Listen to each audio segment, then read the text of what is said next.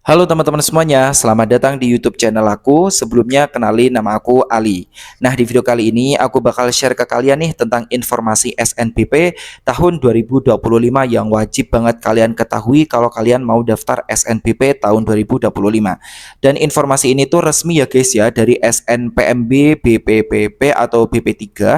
Jadi buat teman-teman gak usah khawatir, ini informasinya langsung dari mereka yang udah dirilis. Nah, buat teman-teman yang belum tahu nih informasinya wajib banget nih ya untuk nonton video ini dari awal sampai akhir. Jangan ada yang di skip dan jangan lupa juga buat klik tombol subscribe dan bunyi notifikasinya biar kalian gak ketinggalan informasi kalau aku upload video terbaru lainnya. Oke, langsung aja kita masuk ke pembahasan yang pertama, yaitu mengenai pengertian SNBP. Terus SNBP itu gunanya untuk apa dan yang bisa daftar itu siswa-siswi yang kayak gimana sih gitu ya. Nah, untuk SNBP sendiri itu merupakan singkatan dari Seleksi Nasional Berdasarkan Prestasi. Jadi nanti tentunya teman-teman itu akan diseleksi based on prestasi teman-teman, achievement teman-teman gitu ya. Terus kemudian pesertanya yang bisa ikut itu siapa aja sih? Yaitu siswa-siswi SMA atau sederajat kelas terakhir atau kelas 12 ya pada tahun 2025 yang memiliki prestasi unggul. Biayanya ditanggung oleh pemerintah. Nah, untuk ditanggung oleh pemerintah ini cuma biaya pendaftaran. Plus nanti teman-teman kalau kuliah lulus pakai jalur SNBP, teman-teman cuma bayar UKT saja gitu ya. Terus lanjut ketentuan umumnya. Yang pertama, SNBP dilakukan berdasarkan hasil penelusuran prestasi akademik dengan menggunakan nilai rapor serta prestasi akademik dan non-akademik siswa yang telah ditetapkan oleh PTN. Prestasi akademik nilai raport wajib hukumnya, tapi yang prestasi akademik dan non-akademik yang lainnya itu tidak wajib. Jadi yang wajib itu cuma nilai raport saja, gitu ya. Yang kedua, sekolah yang mengikutkan siswanya dalam SNBP harus mempunyai NPSN dan mengisi rapor siswa yang eligible di PDSS dengan lengkap dan benar. Ingat ya, lengkap dan benar. Jadi tentunya nanti kalau ada kesalahan itu bisa jadi mengakibatkan diskualifikasi bagi peserta yang lolos SNBP. Jadi harus benar ngisinya, nggak boleh salah. Misal nilainya 86, nanti harus diisi 86. Kalau nanti tiba-tiba typo gitu ya 96, ya itu tetap bahaya gitu ya. Jadi buat Bapak Ibu guru harus wanti-wanti juga, jangan sampai nanti keliru ngisinya karena berdampak bagi siswa-siswinya gitu ya. Yang ketiga, sekolah harus memiliki akun SNPMB sekolah dan siswa harus memiliki akun SNPMB siswa. Nah, gunanya apa? Untuk yang SNPMB siswa ini gunanya untuk mendaftar SNBP, kok SNPMB, SNBP dan SNBT. Jadi buat kalian yang mau daftar SNBP maupun SNBT wajib punya akun SNPMB gitu ya. Lanjut registrasi akun SNPMB. Akun SNPMB ini wajib ya tadi ya bagi sekolah dan siswa. Nah, buat sekolahan yang udah memiliki akun dari tahun-tahun kemarin-kemarin nggak usah buat akun lagi ya. Terus kemudian untuk yang siswa tetap harus melakukan atau registrasi akun atau membuat akun baru, baik itu yang gap year apalagi yang baru banget daftar gitu ya, untuk daftar SNBP dan SNBT ya. Terus kemudian portal untuk pendaftaran di sini. Terus tanggal pentingnya teman-teman bisa lihat untuk pendaftaran sekolah itu 6 sampai 31 Januari untuk yang SNPMB ya, akun SNPMB. Untuk siswa yang SNBP 13 Januari sampai 18 Februari. Lanjut ketentuan SNBP 2025. Kurikulum di PDSS. Nah, ini intinya kurikulumnya itu yang hanya diterima K13 dan kurikulum merdeka. Lanjut ketentuan siswa eligible. Akreditasi sekolah nih untuk yang ketentuan akreditasi. Untuk yang akreditasi sekolahnya A itu nanti dapat 40% siswa terbaik sekolah. Yang akreditasinya B 25%, akreditasi C dan lainnya 5%. Terus ini ada ketentuan tambahan untuk yang siswa eligible-nya. Buat sekolah yang menggunakan e-rapor dalam pengisian PDSS akan mendapatkan tambahan kuota siswa eligible sebanyak 5%. Jadi beruntung banget nih buat sekolahan-sekolahan yang udah mengisi PDSS menggunakan e-rapor, nanti untuk siswa eligible-nya ditambah 5%, 5%. Misal akreditasi sekolah teman-teman A, jadi nanti jadi 45% siswa terbaik di sekolah. Jadi kuotanya ditambah. Kalau pengisian PDSS menggunakan e-rapor, kalau enggak ya tetap sama-sama kayak gini. 40%, 25%, 5% gitu ya. Lanjut selanjutnya, persyaratan sekolah, pemeringkatan siswa dan pengisian PDSS. Nah, ini untuk persyaratan sekolahnya ini mungkin nggak usah aku bacain karena mungkin teman-teman nggak terlalu butuh ya. Terus kita lanjutin aja ke pemeringkatan siswanya. Yang pertama, untuk sistem pemeringkatan siswa ini bisa dilihat ya teman-teman ya, biar teman-teman nanti nggak bingung loh, kok aku bisa di peringkat sekian. Nah, itu ada metode untuk pemeringkatannya. Yang pertama, pemeringkatan siswa dilakukan sekolah dengan menggunakan nilai rata semua mata pelajaran semester 1 sampai 5. Jadi cukup 5 semester aja. Yang kedua, sekolah dapat menambahkan kriteria lain berupa prestasi akademik atau prestasi lainnya dalam menentukan peringkat siswa. Jadi sekolah nanti bisa pakai nilai rapot saja untuk menentukan peringkat teman-teman atau nilai rapot dan juga prestasi lainnya, baik itu prestasi kejuaraan atau yang lain-lain, tergantung sekolahnya. Aku harap sih sekolahan bisa mempertimbangkan untuk poin kedua ya, karena ada juga loh siswa yang nilainya pas-pasan tapi prestasinya bagus. Mungkin di non akademik mungkin prestasinya seperti itu ya. Jadi biar mereka bisa keangkat juga karena kemungkinan mereka lolos di SNBP itu juga ada gitu ya. Seperti itu. Yang ketiga, aku harap Bapak Ibu guru yang mau melakukan rankingan untuk eligible mungkin bisa dipertimbangkan ya, barangkali nonton video aku. Terus kemudian yang ketiga, jumlah siswa yang masuk dalam pemeringkatan sesuai dengan ketentuan kuota akreditasi sekolah ya, yang ini tadi ya akreditasinya gitu ya. Terus pengisian data PDSS ini dilakukan oleh sekolah, teman-teman nggak usah bingung ya, nanti yang sekolah yang melakukan ya. Pokoknya intinya nanti siswa yang eligible itu nilainya bakal dimasukin oleh sekolah ke PDSS.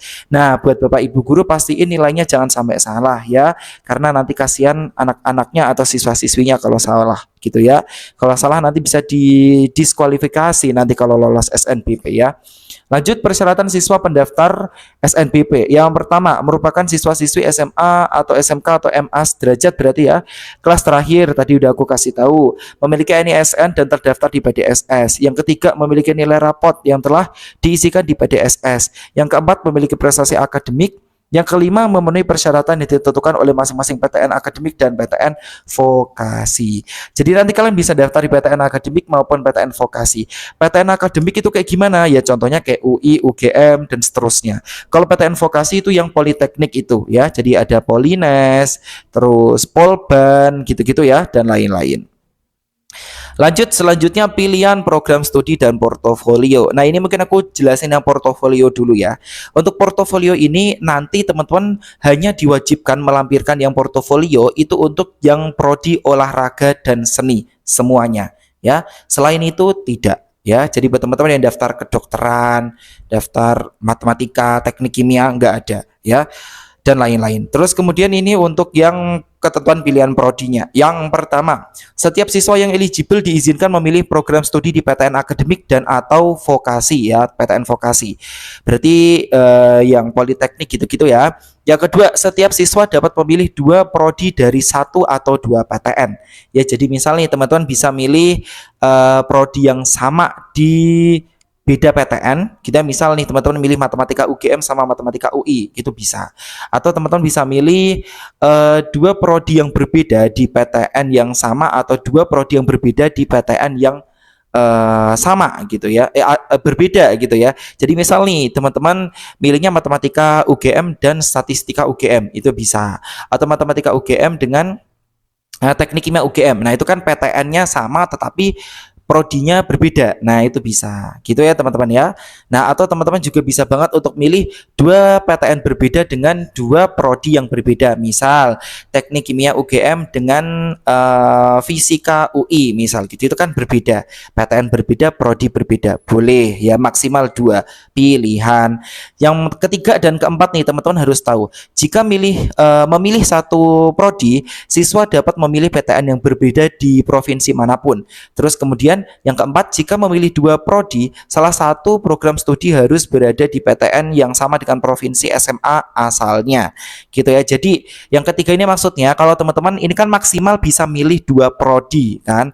Nah, kalau teman-teman cuma milih 1 prodi atau 1 pilihan, teman-teman terserah mau milih di PTN dan prodi manapun. Misal aku dari SMA yang ada di Jawa Tengah. Nah, aku pengen daftar SNBP tahun 2025, cuma milih 1 pilihan aja. Nah, jadi aku terserah mau milih prodi apa dan PTN apapun, baik itu di luar provinsi Jawa Tengah yang PTN-nya ataupun di dalam provinsi Jawa Tengah. gitu ya, terserah gitu. Misalnya aku pengen masuk kedokteran UI, ya wes nggak apa-apa gitu teman-teman ya, langsung daftar aja kedokteran UI tapi cuma satu pilihan aja gitu ya. Terus kemudian yang poin keempat, ini maksudnya kayak gini. Aku kan dari SMA Jawa Tengah nih, mau daftar SNBP tahun 2025. Nah, aku pengen masuk kedokteran UI. Nah, tapi aku pengen memaksimalkan pilihanku biar nanti kalau aku nggak lolos di pilihan pertama bisa lolos pilihan kedua. Otomatis aku harus daftar juga di kedokteran PTN yang lain biar aku nanti kalau misal nggak lolos di PTN pertama bisa lolos PTN yang pilihan kedua. Aku harus naruh PTN pilihan keduanya ini PTN yang berada di Jawa Tengah karena asal sekolahku dari Jawa Tengah gitu. Jadi yang pertama adalah kedokteran UI, yang kedua katakanlah kedokteran Undip atau kedokteran UNS atau Unsud gitu ya. Nah, jadi kayak gitu. Yang sama-sama di Jawa Tengah. Atau teman-teman mau dibalik juga boleh. Yang pertama kedokteran Undip, yang kedua kedokteran UI. Gitu bisa ya, seperti itu. Yang penting salah satu harus ada di Jawa Tengah atau sesuai dengan provinsi SMA kalian. Nah, kalau misal sama-sama di dalam provinsi bisa enggak, Kak? Bisa ya. Bisa banget. Ini kan minimal satu PTN itu harus ada di provinsi sesuai SMA kalian. Kalau misal di dalam semua boleh. Misal nih ya, aku pengen daftar kedokteran Undip dan kedokteran Unsud gitu ya. Pilihan pertama Undip, pilihan kedua Unsud, sama-sama kedokteran. Boleh gitu ya. Yang kelima, daftar program studi dan daya tampung SNBP dapat dilihat di sini ya. Nanti bakal dikasih tahu kalau memang udah saatnya, karena untuk yang sekarang ini masih dimintakan dari SNPMB ke pihak PTN masing-masing. Barangkali ada prodi yang baru dan daya tampungnya juga berbeda-beda pasti ya dari tahun ke tahun gitu. Oke, kita lanjut prinsip dan tahapan seleksi serta sanksi. Ini yang perlu teman-teman ketahui ya. Yang pertama, seleksi pada jalur SNBP dilakukan berdasarkan prinsip sebagai berikut. Yang pertama, mendapatkan calon mahasiswa yang berkualitas secara akademik menggunakan nilai rapor dan prestasi lainnya. Yang kedua, memperhitungkan rekam jejak kinerja sekolah. Nah, jadi teman-teman harus lihat nih kira-kira alumni teman-teman gimana sih di PTN itu. Kalau bisa seperti itu ya, biar teman-teman bisa tahu kira-kira peluang lolos teman-teman besar atau enggak. Atau secara gampangnya teman-teman bisa lihat dari tahun ke tahun yang keterima di PTN itu dari alumni SMA kalian itu banyak atau enggak. Kalau misal semakin sedikit kemungkinan itu ada rekam jejak yang kurang bagus, kemungkinan kayak gitu. Kalau semakin banyak atau konsisten, yaitu kemungkinan PTN-nya menilai rekam jejak alumni teman-teman itu cukup bagus gitu ya. Yang ketiga, memperhitungkan lintas jurusan. Jadi aku saranin jangan linjur ya, seperti itu, biar nanti peluangnya lebih besar. Yang keempat, menggunakan kriteria seleksi nasional lainnya dan kriteria yang ditetapkan oleh PTN masing-masing. Yang selanjutnya, seleksi dilakukan dengan tahapan sebagai berikut. Yang pertama, siswa pendaftar diseleksi berdasarkan urutan pilihan prodi. Jadi diseleksi di pilihan pertama dulu ya. Jika siswa tidak lulus seleksi pada pilihan prodi pertama, maka akan diikutkan seleksi pada pilihan kedua. Nah, jadi kalau teman-teman nanti baru nggak lolos di pilihan pertama, baru dilempar di pilihan kedua. Jadi nggak ada yang namanya, Kak, bisa nggak sih lolos di kedua pilihan? Ya nggak bisa, karena nanti diseleksi di pilihan pertama dulu, baru nanti kalau lolos, ya sudah lolos pilihan pertama. Kalau nggak lolos, baru dilempar ke pilihan kedua. Kalau lolos pilihan kedua, ya wes pilihan kedua aja yang lolos, pilihan pertama yang nggak lolos. Nggak mungkin kedua-duanya lolos di SNBP, karena diseleksi satu per satu gitu ya. Selanjutnya ini sanksinya. Sekolah yang terbukti melakukan kecurangan dapat dikenakan sanksi hingga pembatalan kepesertaan pada SNBP tahun berikutnya. Tuh, sekolahnya juga kena dampak. Siswa yang dinyatakan lulus SNBP dan terbukti melakukan kecurangan dapat dibatalkan status kelulusannya. Maka dari itu sekolah juga hati-hati, siswanya juga hati-hati ya, karena nanti pas daftar SNBP itu kalian juga masukin data-data seperti itu ya. Jadi kalian wajib banget untuk jujur aja, yang penting ya. Terus kemudian selanjutnya tahapan aktivitas pelaksanaan SNBP. Yang pertama pengumuman kuota sekolah, yang kedua registrasi akun sekolah, pemeringkatan siswa, pengisian PDSS, registrasi akun SNPMB siswa, pendaftaran, seleksi, pengumuman, dan daftar ulang. Udah gitu aja. Jadwal pelaksanaan ini udah pernah aku singgung juga ya di video-video kemarin banget. Pengumuman kuota sekolah 28 Desember, masa sanggah 28 Desember sampai 17 Januari 2025. Ini sekolahan ya yang melakukan, ini sekolahan semua. Poin 1 sampai 4 itu pihak sekolahan yang ngurusin ya, seperti itu. Terus kemudian registrasi akun SNPMB sekolah 6 sampai 31 Januari 2025, pengisian PDSS oleh sekolah 6 sampai 31 Januari 2025 juga sama. Terus teman-teman membuat akun SNPMB siswa itu 13 Januari sampai 18 Februari, pendaftaran SNBP 4 sampai 18 Februari. Terus pengumuman hasil SNBP 18 Maret, masa unduh kartu peserta 4 Februari sampai 30 April 2025. Nah, gitu ya. Lanjut, ini untuk KIPK Better, teman-teman langsung cek aja di sini. Nah, itu ya biar lebih jelas. Lanjut, yang terakhir ini informasi lebih lengkapnya teman-teman bisa lihat di sini, atau teman-teman juga bisa banget untuk follow akun resmi SNPMB. Jangan percaya dari informasi-informasi selain SNPMB atau orang yang nge-share informasi tapi di luar informasi SNPMB ya. Jangan langsung percaya. Dan di sini aku juga bakal ngasih informasi nih ke teman-teman untuk mapel penunjang ya, atau mapel yang bakal dinilai di SNBP selain rata-rata mapel untuk yang keseluruhan mapel di sekolahan teman-teman ya. Tapi ada lagi yang namanya mapel pendukung untuk penilaian tambahan masing-masing prodi. Nah, mapel pendukungnya aku udah taruh di description ya, untuk linknya teman-teman cek aja di sana ya, biar teman-teman bisa tahu kira-kira prodi yang mau teman-teman daftari itu mapel pendukungnya apa gitu ya. Oke teman-teman, kayak gini aja untuk video dari aku. Terima kasih teman-teman udah nonton videonya. Kurang lebihnya mohon maaf. Aku ucapin terima kasih banyak pokoknya ya buat teman-teman yang udah selalu support aku. Dan jangan lupa juga untuk tinggalkan like, comment, share, serta subscribe channel YouTube aku. Bunyiin juga notifikasinya biar kalian gak ketinggalan informasi yang terupdate kalau aku upload video-video terbaru lainnya. Oke teman-teman, sekian dari aku. Terima kasih sekali lagi ya. Kita jumpa lagi di next video. Bye-bye.